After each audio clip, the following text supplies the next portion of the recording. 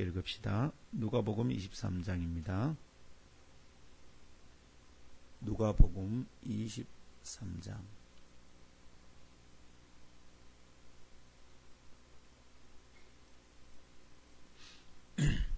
누가복음 23장 22절.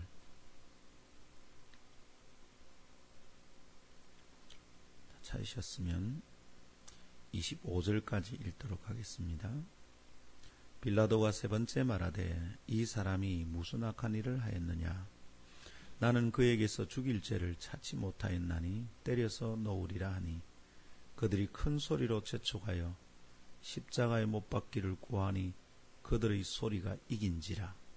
이에 빌라도가 그들이 구하는 대로 하기를 언도하고 그들이 요구하는 자 곧 밀랑과 살인으로 말미암아 옥에 갇힌 자를 놓아주고 예수는 넘겨주어 그들의 뜻대로 하게 하니라.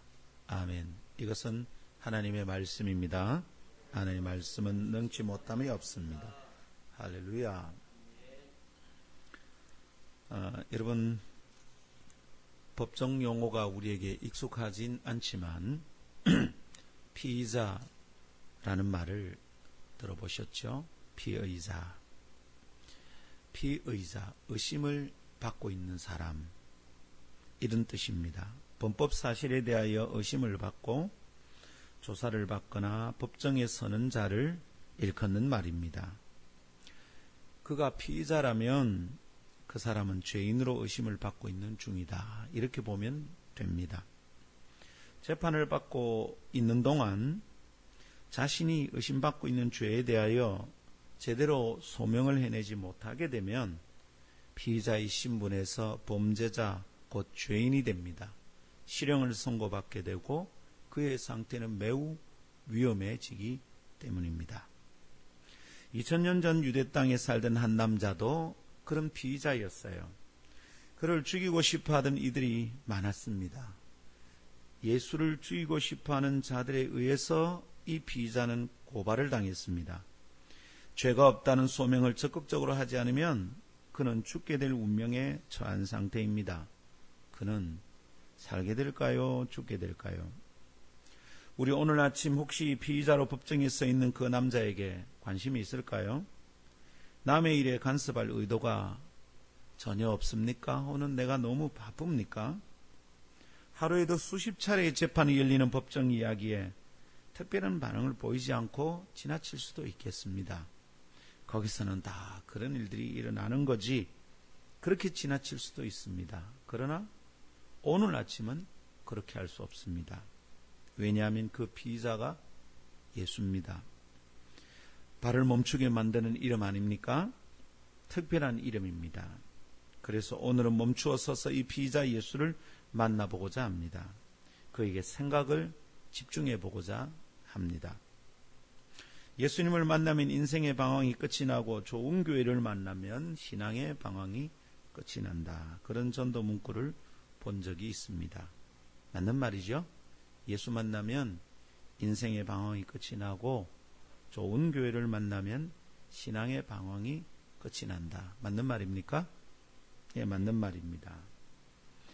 자, 그게 맞는 말이라면 방황을 끝내버린 인생이 되기 위해서 예수를 만나야 되겠어요. 그렇게 예수님을 만나야 된다면 우리는 어떤 예수를 만날까요? 돈 많이 주는 예수? 병 낫게 해주는 예수? 내 마음의 불안을 해결하고 편하게 해주는 예수? 우리 어떤 예수를 만나야 됩니까? 혹시 여러분, 법정에 서 있는 피의자 예수를 만나면 우리에게 무슨 유익이 있을까요? 방황이 끝나기는커녕 방황의 한가운데로 휘말려 들어갈 판이지 않을까요? 피의자 예수, 그를 만나서 우리는 어떤 기대를 할 수 있겠습니까? 이전에 알고 있던 질문과 답을 내려놓고 오늘 아침은 새로운 질문을 가지고 새로운 마음을 품고 말씀을 묵상해 봅시다. 다음 두 가지 교훈을 붙잡게 된다면 새로운 은혜를 누리게 되리라 믿습니다. 첫 번째로는 죄 없는 죄인을 만나는 것이 인생의 전환점입니다. 라는 것이고요. 내가 전환점이다 보내도 전환점입니다. 이렇게 바꿔야 되는데. 두 번째는 죄 없는 죄인을 인정하는 것이 믿음의 시작입니다. 이 두 가지 말씀을 나누는 동안에 피의자 예수 그리스도, 그분의 피의 사실이 무엇인지 깨닫고 내 인생의 방황이 끝이 나는 복된 시간 되기를 바랍니다. 첫 번째 따라합시다. 죄 없는 죄인을 만나는 것이 인생의 전환점입니다. 네, 죄 없는 죄인, 죄 없는 피의자 예수 그리스도를 만나는 것이 인생의 전환점입니다. 자, 피의자, 죄를 지었다는 의심을 받고 있다. 의심을 받고 있다. 이런 말이라 했죠. 근데 이 피의자가 재판정에서 유죄 확정을 받으면 어떻게 됩니까? 구치소에서 교도소로 가게 됩니다.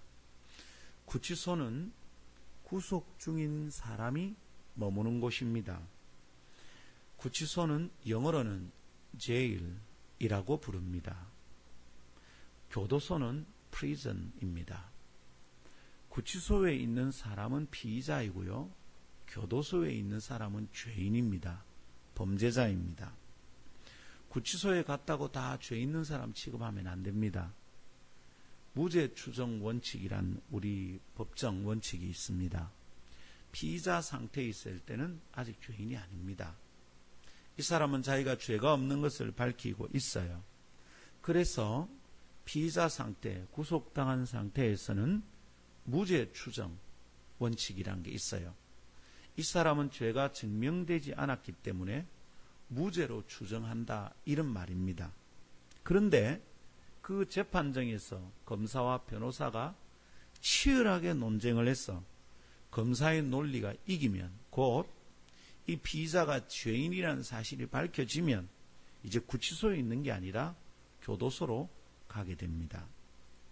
여러분, 우리가 생각할 때는 나라를 말아먹은 저 사람이 당장 감옥에 가든지 사형을 당했으면 좋겠는데, 아직 최모 여사는 구치소에 있습니다.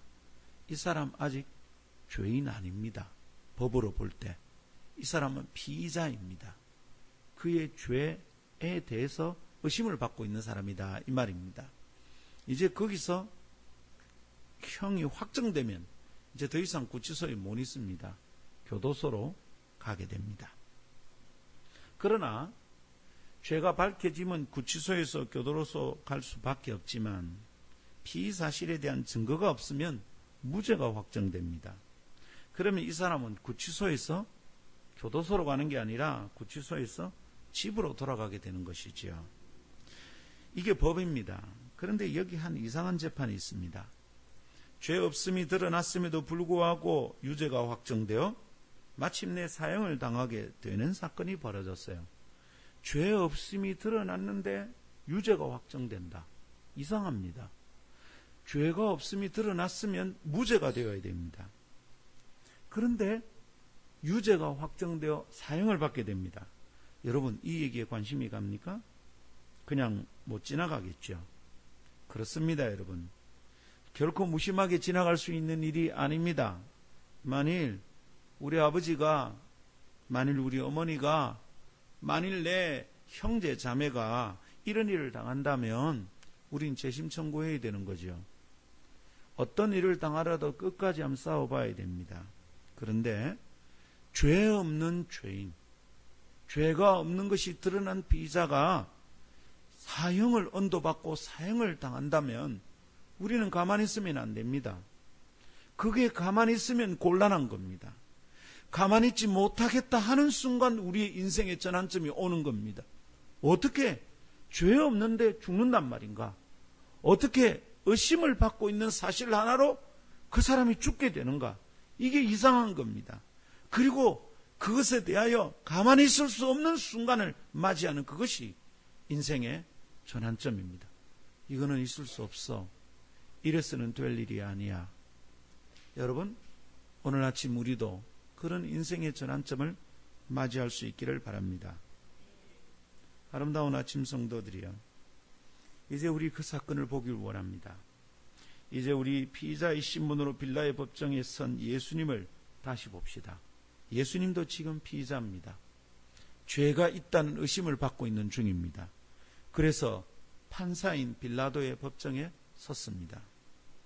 여러분, 이 예수를 가만히 들여다봅시다. 뿐 아니라 이빨을 드러내고 먹이를 노리려고 으르렁거리는 하이에나 같은 이 고발자들도 한번 봅시다. 그들의 서서는 시퍼렇고 법정은 살벌합니다. 빌라도는 놓아주고 싶은데 십자가에 못 박으라고 난립니다. 이 사람 말고 다른 사람을 어떻게 하자, 안 된답니다. 십자가에 못 박으라고 야단들입니다. 살벌합니다. 군중의 여론과 분위기가 재판을 뒤엎을 기세입니다. 이렇게 되면 피의자의 신분으로 위험해집니다. 금세 죄인으로 확정될 판입니다. 분명히 무죄인데 죄가 없다는데 사람들이 난립니다. 이제 죄인이 될 판입니다. guilty. 죄가 있다 이 뜻입니다. 유죄. 영어로 이렇게 선포되면 이 사람은 jail에서 구치소에서 prison으로 교도소로 가게 됩니다. 이제 이렇게 선고될 것 같아요. 그러나 판사 빌라도는 생각이 다르네요. 그 피의자에게서 아무 혐의점을 찾을 수 없답니다. 22절 보십시오. 빌라도가 세 번째 말하되 이 사람이 무슨 악한 일을 하였느냐? 나는 그에게서 죽일 죄를 찾지 못하였다. 때려서 놓자. 이럽니다. 지금 에어컨 바람이 나온 것 같은데. 네.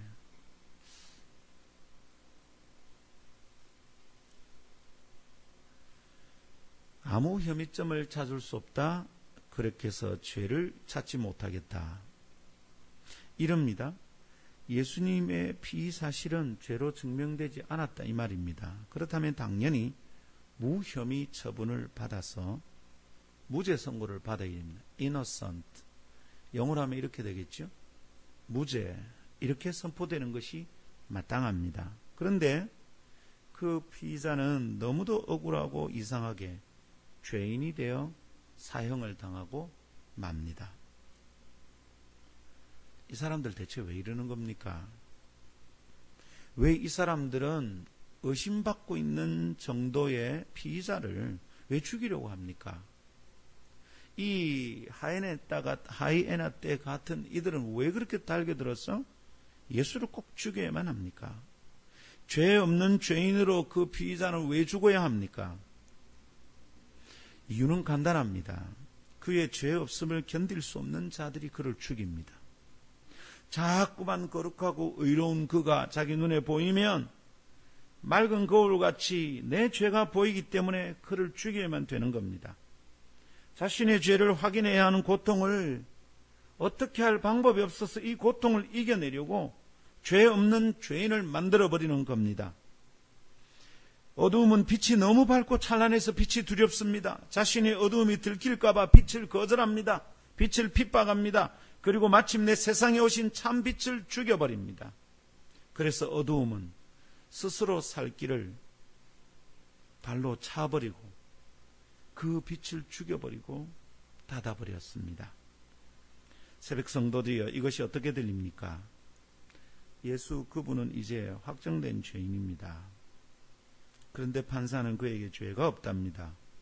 죄 없는 죄인, 그리고 죄 없는 사형수. 이런 말 있을까요? 이상한 말입니다. 어불성설. 말이 성립이 되지 않는다. 이 말이죠. 어불성설. 정말로 말이 안 되는 소리입니다. 이것이 이상하게 보이지 않습니까? 저 어차가 말씀 고기 어짜면 틀렸는데 저렇게 안 보냈는데 그렇게 나옵니까? 보낸 대로 받았는데 이래요? 아니 이거 어떻게 된 거죠? 보이는데도 받았는데 이래요?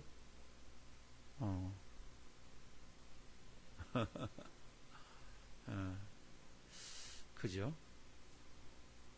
말로 성립이 안 되는 고기다. 그렇죠? 고기는 말이 성립이 안 되는 겁니다. 그리고 성자도 틀렸어요. 저 성은 성읍할 때 성자죠. 그러니까 뭐죠?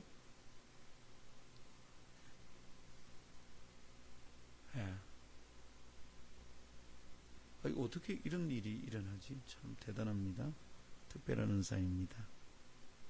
어불성설, 말이 안 되는 말, 설명이 안 되는 말. 정말로 말이 안 되는 소리지요. 죄 없는 죄인이란 말이 안 되잖아요. 죄인이란 말은 죄가 있다는 말입니다. 사형수는 죄가 있을 때 사형수가 됩니다. 그런데 죄 없는 죄인, 죄 없는 사형수, 이런 말이 어디 있습니까? 정말로 말이 안 되는 소리입니다. 여러분, 이거 어떻게 보입니까? 이것이 이상하게 보이지 않는다면 그게 정말 이상한 일입니다. 정상적인 상황, 틀린 말인데 지워. 이렇게 돼야 맞죠. 근데 왜 바꿨죠? 궁금합니다. 일부러 바꾼 거예요? 감사합니다. 다 녹음되는데? 정상적인 상황이라면, 정의로운 법정에서라면 이런 일은 발생하지 않습니다. 법은 약한 자들을 지켜주기 위해서 존재하는 겁니다. 근데 죄 없는 죄인이 그저 피의자인데 그냥 십자가에 죽이세요, 죽이세요, 죽이세요. 이런 사람들의 말 때문에 그 피의자가 죄인이 된다면, 죄 없는 죄인이 사형을 받게 된다면 이거는 정의롭지 않은 일입니다.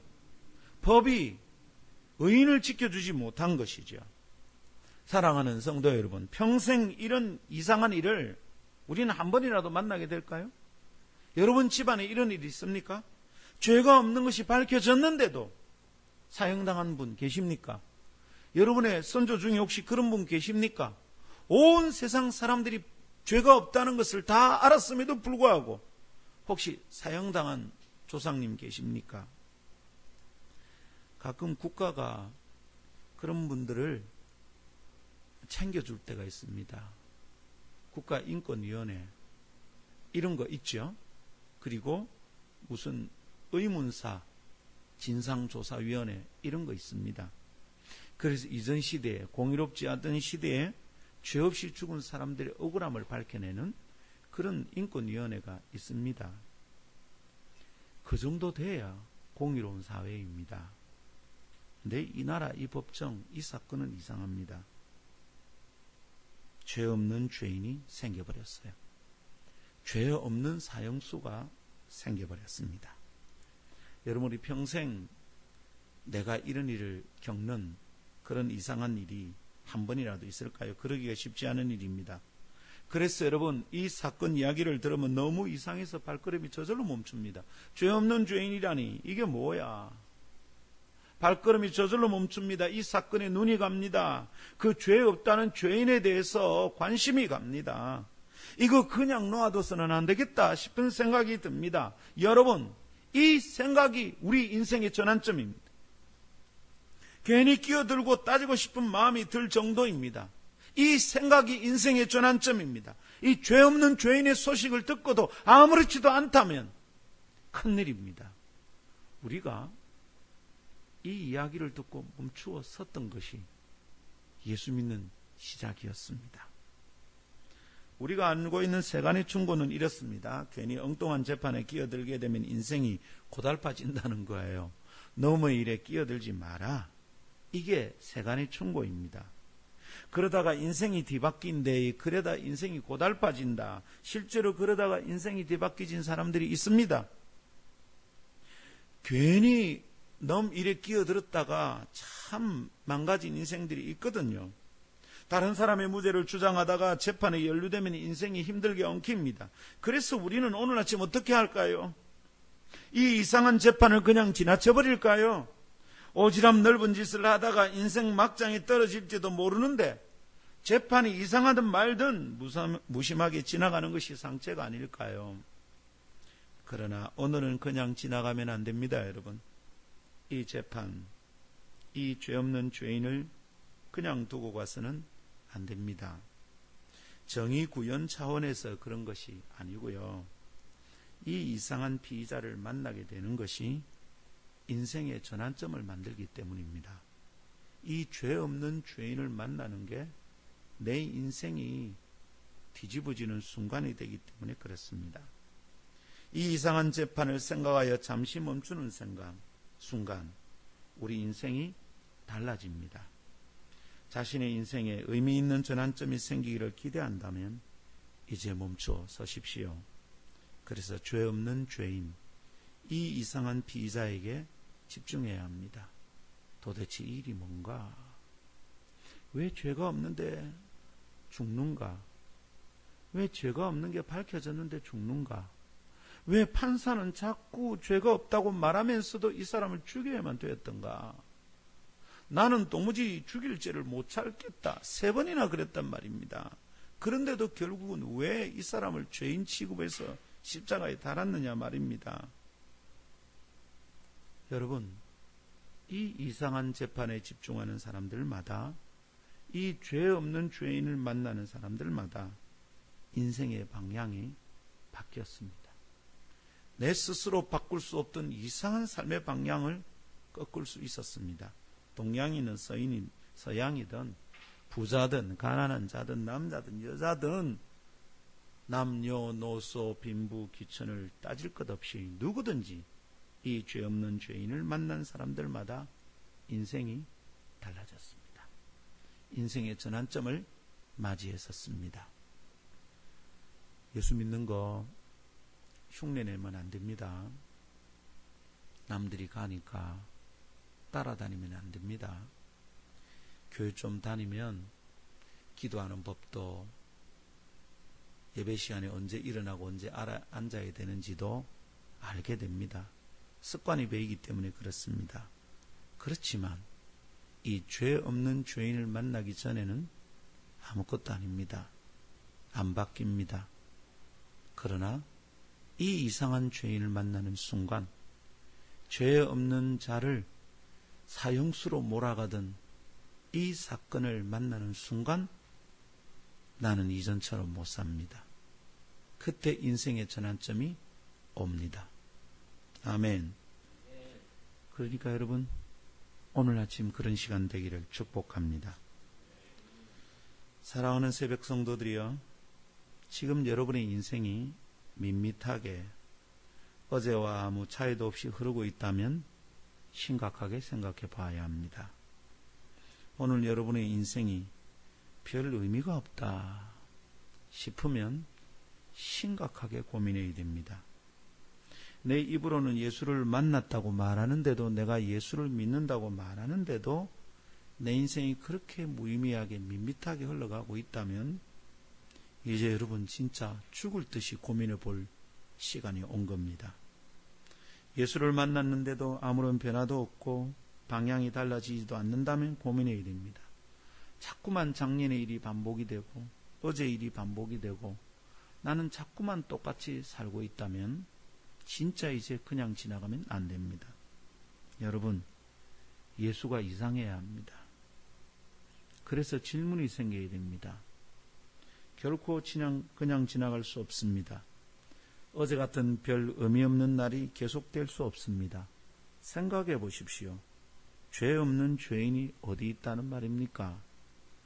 이런 사건을 경험하고 이런 이야기를 듣고도 옛날처럼 되는 것은 말이 안 됩니다. 최근에 여러분,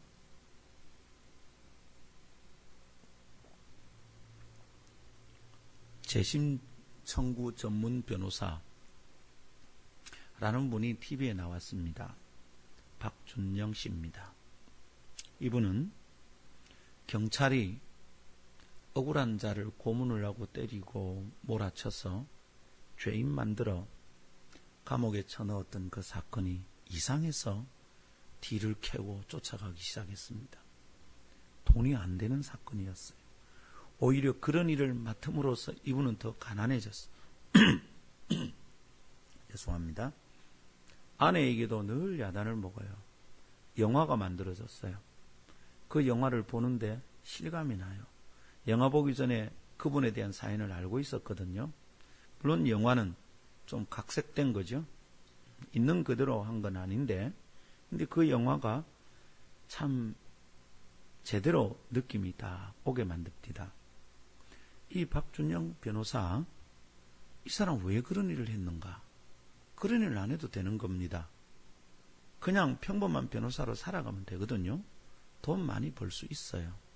그런데 어느 순간 그 이상한 사건을 접하는 순간 그렇게 살 수 없는 거예요. 이 사건을 그냥 두고 지나갈 수가 없는 겁니다. 그 소년이 정말로 억울한 일을 당해서 그 순박한 시골 소년이 죄인이 돼서 이제 감옥에 있는데 이 이상한 일을 두고 그냥 지나갈 수가 없는 겁니다. 생각해 보십시오. 법을 다루는 사람인데 자기가 노력하면 이 사람이 무죄가 될 수도 있는데 내가 이 일을 두고 어떻게 내 혼자 잘 먹고 잘 살고 그냥 지나갈 수 있단 말입니까? 죄 없는 죄인을 보고 그냥 지나치는 사람이 어디 있단 말입니까? 그렇게 지나가면 의미 없는 삶이 밋밋하게 지나가는 겁니다. 그냥 그렇고 그런 삶이 계속되는 겁니다.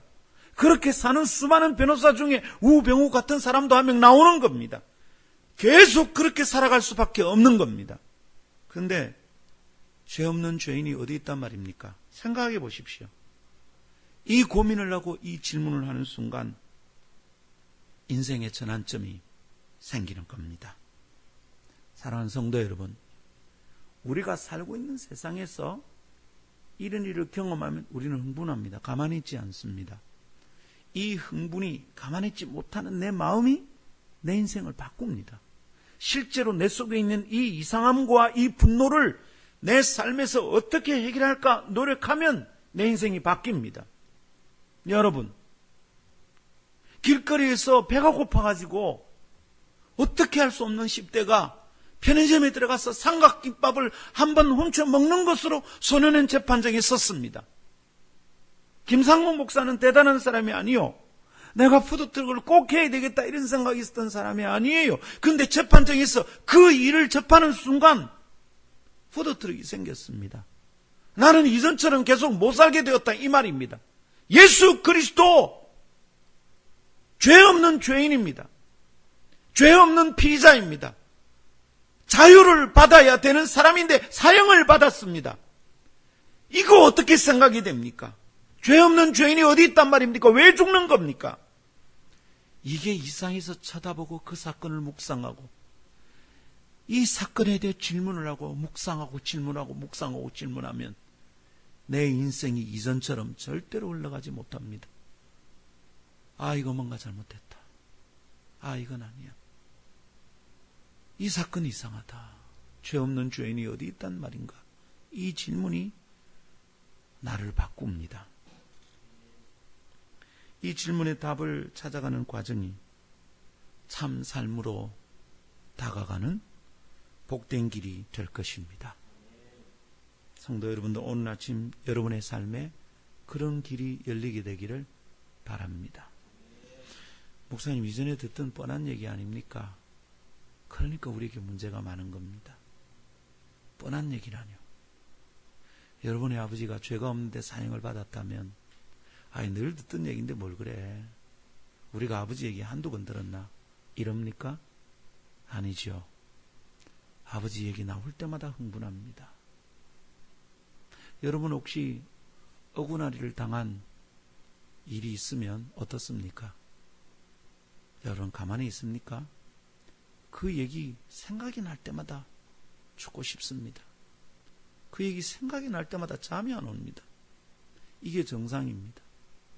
죄 없는 예수 그리스도 한 번이라도 이 이상한 일을 생각해 봤다면 그것 때문에 내 인생이 뒤바뀌는 겁니다. 어제처럼 오늘을 못 삽니다. 근데 교회 안에 예나 지금이나 그냥 자신의 삶이 흘러가는 사람들이 많거든요. 특정한 누군가가 그렇다 아닙니다. 만일 이 질문 때문에 인생의 전환점을 맞이한 예수쟁이들이 이 나라에 정말 800만 정도가 산다면 그 질문 때문에 잠이 벌떡벌떡 깨본 적이 있다면 그런 사람들이 800만쯤 된다면 이 통계가 정말 그런 사람을 가리키는 숫자라면 대한민국 절대 이럴 수가 없어요. 절대로 아무 의미 없이 신뢰하는 사람이 없어요. 그저 주일 오전에 예배하면 왔다가 왔다리 갔다리 하는 게 있을 수가 없어요. 여러분은 어떤지 모르지만 저는 그럴 수 없어요. 저는 고3 때 만난 예수가 내 인생을 뒤집어 놨습니다. 저는 목사 되는 게 세상에서 제일 재수 없는 일이라고 생각했습니다. 돈도 못 벌고 명예도 못 누리고 권세도 부리지 못하는 거, 그런 거 하고 싶지 않았습니다. 너무 구질구질했었습니다. 제가 목사가 되다니요. 제 인생의 전환점은 거기에 있었습니다. 왜 예수가 죽나? 왜 예수가 죽나? 나는 우리 아버지가 억울한 일을 당했을 때 피가 끓었어요. 지금도 그때 생각을 하면 마음이 안 편해요. 그런데 예수가 그런 일을 당한 것에 대해서는 아무렇지도 않아. 그저 내가 천국 가는 데만 관심이 많아. 죄송합니다. 가짜입니다. 그럴 수가 없습니다. 죄 없는 죄인을 만나는 것이 인생의 전환점을 만듭니다. 두 번째 따라합시다. 죄 없는 죄인을 인정하는 것이 믿음의 시작입니다. 죄 없는 죄인, 그런 말이 있을 수 없죠. 이건 전 우주적인 해프닝입니다. 죄 없는 죄인 정도가 아니라 죄인이 된 하나님, 이건 우주적인 해프닝입니다. 이런 일이 있을 수가 없어요. 역사가 비웃고요. 하늘이 웃습니다. 감옥이 들끓을 일입니다. 웬만하면 감옥은 너무 죄 없다는 사실에 대하여 그렇게 흥분하지 않습니다. 그렇지만 그분은 죄 없음에도 묵묵히 죄인이 되었습니다. 자기 일인데도. 왜 그렇습니까? 자, 생각해 봅시다. 고난과 죽음은 사람들에게 어떤 생각을 주죠? 고난과 죽음. 사람들은 그것을 죄에 대한 마땅한 형벌이라고 생각합니다. 무슨 잘못이 있으니까 그렇게 되는 거겠지. 제자들도 그런 생각이 있었어요. 랍비요, 저 소경은 날 때부터 소경인데, 저 사람은 날 때부터 장애인인데, 날 때부터 안전뱅이인데, 그럼 무슨 죄입니까? 자기 죄입니까? 저거 부모 죄입니까? 여러분, 이게 사람들의 생각이에요. 이게 세간의 생각입니다. 무슨 잘못이 있으니까 저래 됐겠지. 조상들이 무슨 죄를 지으니까 자가 장애를 갖고 태어났겠지. 네가 뭘 잘못했으니까 사람들이 네한테 그러겠지. 그렇죠, 여러분? 정말로 그렇습니까? 고난 중간에 우리는 이것을 다시 들여다보고 묵상할 이유가 있습니다. 왜냐하면 예수님도 지금 고난을 받고 죽으셨거든요. 그러면 예수님이 그렇게 얻어맞고 채찍에 맞고 등에 살점이 쑥쑥 떨어져 나가고 십자가에 달리고 피를 흘리고 그렇게 죽었다면 여러분 왜 죽었죠? 한번 대답해 보십시오. 이 질문에 대해 생각해 본 적이 있어요. 왜 죽었습니까? 아이고 죽을 짓을 했겠지. 그래요? 왜 그렇게 채찍에 맞았죠? 아따 맞을 짓이 있으니까 맞았겠지. 이럽니다. 여러분 이거 맞습니까? 우리는 이 예수님의 고난과 죽음에 대해서도 세상 모든 고난과 죽음을 바라보듯이 그런 관점을, 그런 동일한 관점을 유지할 수 있을까요? 무언가 죄를 지었으니 십자가에 달리는 것이라고 해석하고 판단하고 지나가도 될까요? 이렇게 지나가면 우리는 또 밋밋한 어제처럼 오늘을 그냥 살아가게 되는 겁니다. 여러분 이 질문을 가지고 고민한 사람들은 절대로 그냥 지 인생을 못 삽니다. 그게 목사든 그게 장로든 그게 평신도든 아무 상관이 없습니다. 이 질문을 고민해 본 사람들은 절대로 이전처럼 못 삽니다. 그래서 목사 마음에 좀 안타까움이 있습니다. 우리 이렇게 살아도 되는 건가? 정말 이래 살아도 되는 건가? 아주 고민이 많습니다. 아직도 저는 우리에게 있는 질문의 답은 성경에서 찾는 것이 가장 안전하다 그랬죠? 성경을 볼까요? 히브리 4장 15절. 제가 무지무지 좋아하는 성경 구절 중에 하나입니다. 우리에게 있는 대제사장은 우리의 연약함을 동정하지 못하실 리가 아니요 모든 일에 우리와 똑같이 시험을 받으신 이로되 죄는 없으시니라.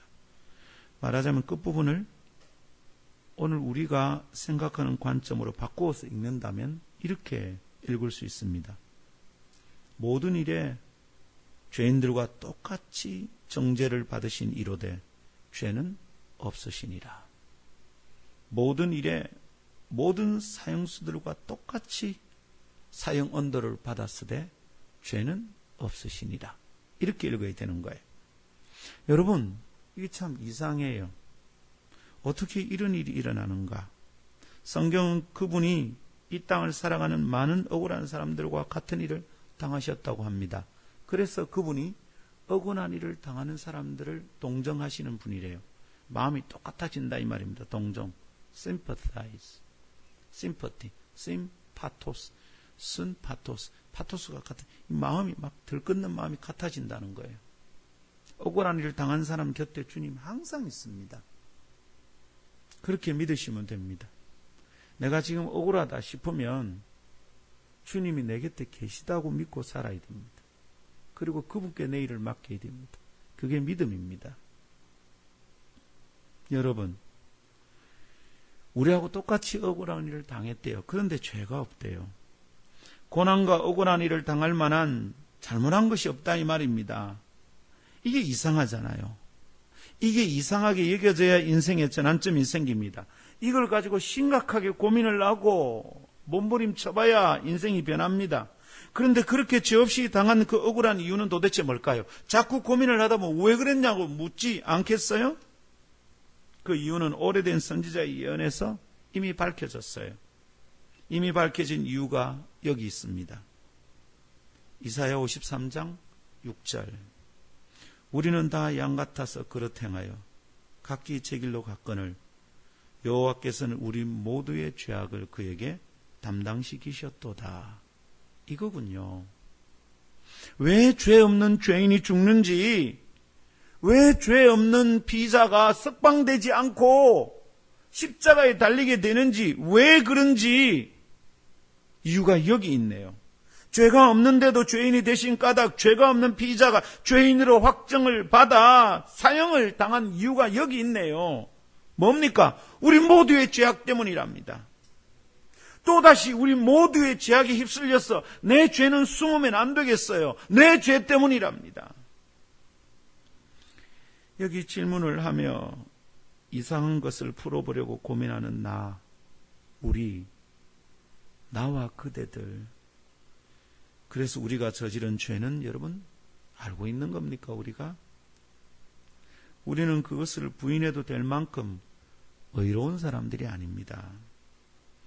우리는 잘못을 저지른 자들입니다. 그래서 우리는 구치소에서 교도소로 자리를 옮겨야 될 사람들입니다. 그런데 그렇게 되어야 마땅한 우리는 자유롭고 그분은 죽으셨습니다. 그렇게 죽어야 마땅한 우리를 위해 그 죄 없는 죄인이 대신 고통을 당하고 죽어주셨습니다. 많이 들어본 얘기라고요? 뻔한 얘기라고요? 그러니까 우리 인생이 늘 이 모양인 겁니다. 이게 뻔하면 안 됩니다. 저는 생각할 때마다 이 이야기를 설교를 준비할 때마다 저는 많이 괴롭습니다. 어제 이 설교가 최근에 준비한 설교 가운데 제일 힘들고 길게 준비했습니다. 빨리 안 끝나는 겁니다. 생각이 머리에서 맴맴 돌고 뻔한 얘기처럼 전하면 안 되는데 내 생각이 자꾸 뻔해지는 겁니다. 이거 뻔하게 하면 안 되는데 또 듣던 얘기처럼 들리면 안 되는데 근데 내가 자꾸 뻔해지는 거예요. 정말 나도 이걸 대충대충 생각하는 사람인가? 그렇다면 내 인생에 아무 일도 안 일어나는데 그냥 나도 대충대충 살게 되는 건데, 목사니까 돈벌이 하려고 설교하는 것밖에 안 되는데 너무 괴로운 겁니다. 굉장히 늦게 설교 마쳤습니다. 고이 잠든 유순 형제를 깨우지 않으려고 살짝 들어간대. 깼죠? 지난달보다 훨씬 늦게 들어오죠. 안 쉬웠어요. 왜냐하면 이 얘기는 지금도 제 마음엔 심히 고통스럽습니다. 쉽게 지나가지지 않는 이야기입니다. 이 고통스러운 측면이 우리를 자유롭게 합니다. 예수 믿으면 은혜 받고 삽니다. 안 죽습니다. 부활합니다. 그걸 그렇게 이지고잉 온 세계가 편의점에서 한 그릇 뚝딱 먹듯이 생각합니까? 진짜 예수쟁이들이 자꾸 사라지는 겁니다. 생각할 때마다 깊이 고민해야 됩니다. 그 뒤에 오는 것이 자유입니다. 그 뒤에 오는 것이 은혜입니다. 은혜와 자유는 쉬운 게 아닙니다. 값싸고 공짜가 아니에요. 값을 얼마나 많이 치르는데 우리 주님이 우리 이 죄 없는 죄인에게 집중합시다. 아멘. 죄 없는 죄인의 죽음과 고난, 그것을 인정하고 그 죽음과 고난의 이유를 인정하는 것이 믿음의 시작입니다. 나는 잘 될 거야. 이번 일은 하나님 나를 도와주실 거야. 이거 믿습니다. 이게 믿음이 아니고 그런 믿음의 시작이 한국 교회를 엉망진창으로 만들어놨거든요. 우리의 믿음의 시작이 뭡니까? 죄 없는 죄인의 고난과 죽음을 인정하는 것. 그 죽음의 이유를 내가 순순히 인정하는 것. 이게 믿음의 시작입니다. 알고 있는 것이라고 쉽게 말하지 마십시오. 이것을 너무 쉽게 믿는 것이 이상한 겁니다. 이게 쉽게 깨달아지는 게 이상한 겁니다. 끝까지 의심하라는 말이 아닙니다. 이 과정이 쉽지 않은 겁니다. 그렇게 쉽게 믿는다고 말하는 것이 믿음 좋은 것의 증거가 아닙니다. 내 죄 때문에 누가 대신 죄를 뒤집어 쓰고 피의자가 되었다는데, 그러다가 결국 그가 죽게 되었다는데 그것을 너무 쿨하게 받아서 되겠습니까, 여러분? 아무렇지도 않을 수가 없는 겁니다. 그래서 질문이 생깁니다. 그래서 답을 얻게 되는 자리, 그것이 믿음이 시작되는 자리입니다. 이 믿음을 품고 예수를 믿읍시다. 이 질문에 답을 얻어서 예수님을 따릅시다. 이게 예수 믿는 겁니다. 이렇게 예수 믿는 사람들이 대한민국에 800만 명이라면 지금 우리나라가 겪고 있는 어려움은 없습니다. 절대로 없습니다. 이렇게 예수 믿는 사람이 우리 교인들이라면 우리의 인생이 달라지고 부산이 달라질 줄 확신합니다. 죄 없는 죄인을 인정하는 것이 믿음의 시작이고요. 내 인생의 전환점입니다. 말씀 정돈합시다. 오늘도 예수님은 여전히 피의자입니다. 그분은 오늘도 재판의 자리에 서십니다. 그렇게 서는 그날이 2017년 고난주간입니다. 이 고난주간에 예수님은 여전히 죄인이십니다. 왜 그렇습니까? 스스로 의로운 자들이 너무 많아서 그렇습니다. 의로운 자들이 넘치는 땅에서 예수님은 여전히 완전한 죄인입니다. 판단하고 정죄할 사람이 많고 많은 재판정 같은 교회에서 그분은 어쩔 수 없는 죄인입니다. 제가 늘 좀 다른 사람 가르치려 들지 말자, 목사 혼자 가르쳐도 충분하다라고 자꾸 말하는 이유가 여기에 있습니다. 그런 사람들이 있는 곳에서 예수님은 여전히 죄인입니다. 그래서 주님은 여전히 죄를 받고 오늘도 죽어야만 합니다. 그래서 2017년 고난주간이 또 있습니다. 그 자리, 그 예수님과 직면하는 자리가 인생의 전환점입니다. 그 질문으로 번뇌하는 과정이 정상적인 믿음의 과정입니다. 그 예수님과 상관없는 사람들이 어떻게 신앙인이겠습니까? 오늘 아침 이 자리를 꼭 회복하기를 바랍니다. 아름다운 성도들이여, 우리 오늘 아침 의로우신 예수님께서 피의자가 되고 마침내 죄인이 되시는 과정을 두 눈 똑바로 뜨고 지켜봅시다. 그리고 그 자리에 감히 돌을 들고 칠 수 있는 자기라고 있는 듯 서 있는 넋이 나간 나를 찾아내야 됩니다. 이거 봐라. 내가 의로운 듯 써 있구나. 내가 돌 들고 칠 수 있는 자격이 있는 것처럼 써 있구나. 이거 발견해내야 됩니다. 그리고 꼬꾸라지는 게 구원받는 비결입니다. 성도 여러분, 오늘은 그게 보일까요? 그것을 깨닫는 것이 살 길입니다. 새로움이 시작되는 탈출구입니다. 부디 오늘은 그러하기를 기대하는 간절한 아침입니다. 이걸 깨달아 구원받고 예수를 믿는 예수쟁이들 되기를 축복합니다. 찬양합시다. 151장 만왕의 왕 내 주께서 왜 고초당했나. 오늘 말씀 생각하면서 이 찬양을 할 때 우리 속에 주님께서 새로운 깨달음을 허락하시고 밋밋하던 일상이 뒤집어지고 바뀌는 인생의 전환점을 맞이할 수 있기를 기대하고 축복합니다.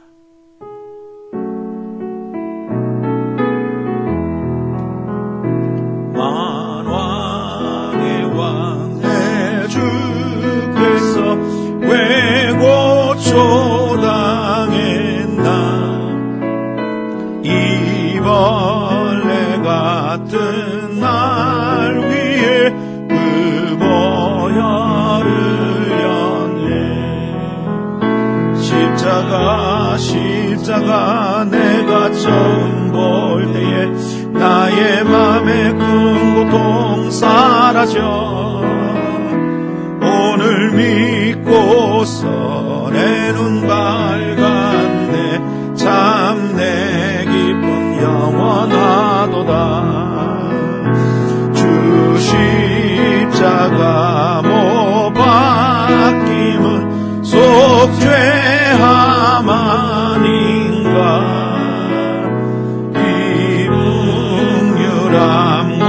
그 은혜 말할 수 없도다.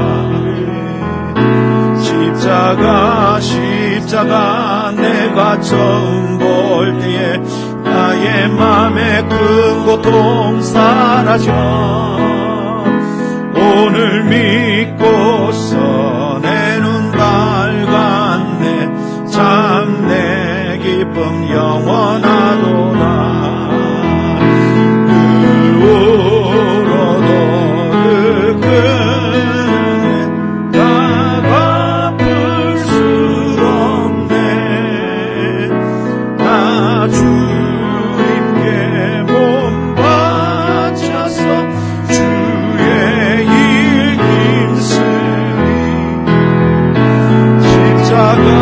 십자가 내가 처음 볼 때 나의 맘에 큰 고통 사라져.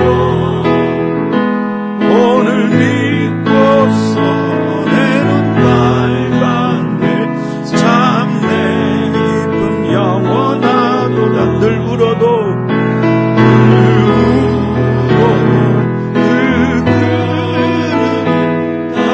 갚을 수 없네. 나 주님께 몸 바쳐서 주의 일 힘쓰리. 아멘. 십자가 내가 처음 볼 때 나의 맘에 큰 고통 사라져. 오늘 믿고서 내 눈 밝았네. 참 내 기쁨 영원하도다. 이제 오늘 이 말씀 붙들고 함께 기도합시다. 이미 주어진 기도 제목을 우리가 함께 붙잡고 또한 오늘 말씀 속에 깨달은 기도 제목 붙들고 주님 앞에 나아갑시다. 죄 없어도 죄인이 되는 이 우주적 해프닝을 피하지 않고 주목하겠습니다. 주님, 억울한 눈물이 영혼을 적셔도 피하지 않겠습니다. 주님, 죄 없는 죄인을 직면함이 내가 살 길임을 알겠습니다. 주님, 이 징그러운 죄 구덩이에서 나를 구원해 주옵소서. 거칠고 날카로운 판사들이 설치는 교회는 예수님조차도 죽일 수 있음을 깨닫습니다. 그 찬란한 의로움이 지저분한 우리의 죄를 덮고 있음을 부끄럽고 떨리지만 인정합니다. 그래서 어두움을 벗고 살 수 있음을 믿습니다. 빛 가운데로 저희들을 이끌어 살려주시옵소서. 아름다운 교회는 죄인들이 모여 살 희망을 얻는 공동체가 되게 하시고 죄인이기 때문에 찾아드는 둥지가 되게 하여 주시옵소서. 자매단체인 예사엠의 사역 안에는 죄 없이 죽으신 예수님을 인정하고 주님을 붙잡고 다시 일어서는 청소년과 청년들이 넘치게 하여 주시옵소서. 그런 감정이 쌓이고 쌓여 강력한 복음의 권세가 확인되는 공동체가 되게 하여 주시옵소서. 이 시간 우리 모두 다같이 합심하여 기도할 때 이 이상한 죄 없는 죄인 사건, 이것을 가슴에 품고 피하지 않고 주목하여 살피고 예수의 십자가를 바라보며 구원받고 은혜받고 새로운 삶을 살게 되는 복된 아침 되기를 바랍니다. 우리 다같이 기도하며 나가십니다.